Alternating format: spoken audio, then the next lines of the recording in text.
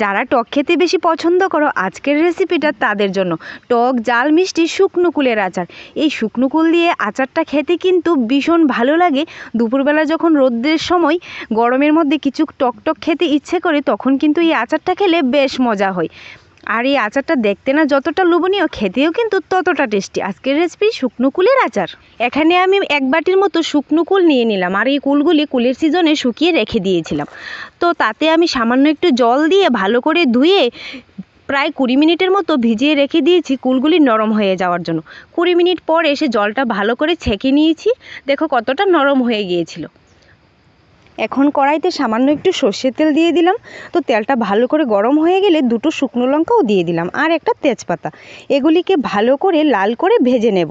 তো সবগুলি ভাজা হয়ে গেলে 1/2 চামচের মতো জিরে ফোড়ন দিয়ে দিলাম। তো এগুলিকেও একটু ভালো করে ভেজে নিয়ে ভিজিয়ে রাখা কুলগুলিও ঢেলে দেব। তো কুলগুলি দিয়েও কিছুক্ষণের জন্য নেড়ে তারপর তাতে প্রায় 1 বাটির মতো ছোটো 1 বাটির মতো গুড় দিয়ে পাক করব। গুড় দিয়ে পাক করলে কিন্তু পাকটা ভীষণ টেস্টি হয়।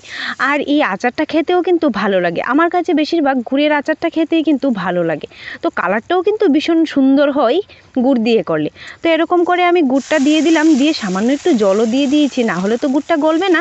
তো এরকম করে দিয়ে কিছুক্ষণ কন্টিনিউ নাড়তে থাকবো। তারপর ভালো করে যখন গুড়টা গলে যাবে এখন তাতে আমি অল্প অল্প করে লবণ আর স্বাদমতো লঙ্কা গুঁড়ো অ্যাড করেছি। এটা পরিমাণ বুঝে তোমরা দিয়ে দেবে।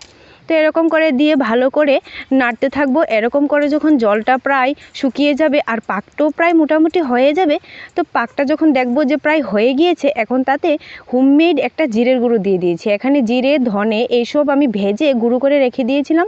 তো এগুলি দিয়ে আবারও কিছুক্ষণ নেড়ে নামিয়ে নিলেই রেডি হয়ে যাবে কুলের আচার। আর এই শুকনো কুলের আচারটা কিন্তু অনেক দিন স্টোর করে রাখা যায়, খেতেও কিন্তু বেশ মজা হয়। জলটা ভালো করে শুকিয়ে নিলেই আর পাকটা যখন একটু ভালো করে দেব তখনই কিন্তু এটা অনেক দিন রাখা যায় ঘরের মধ্যে। আর এই দুপুরবেলা খেতে তো বেশ মজা হয়। দেখতে না যতটা লোভনীয় লাগছে, খেতে কিন্তু ততটাই টেস্টি হয় এই শুকনো কুলের আচারটা। আমার কাছে তো খেতে ভীষণ মজা লাগে এই শুকনো কুলের আচার। যদি ঘরে শুকনো কুল থাকে তাহলে নিশ্চয়ই একবার বানিয়ে খেয়ে দেখবেন, খেতে কিন্তু বেশ মজা লাগে।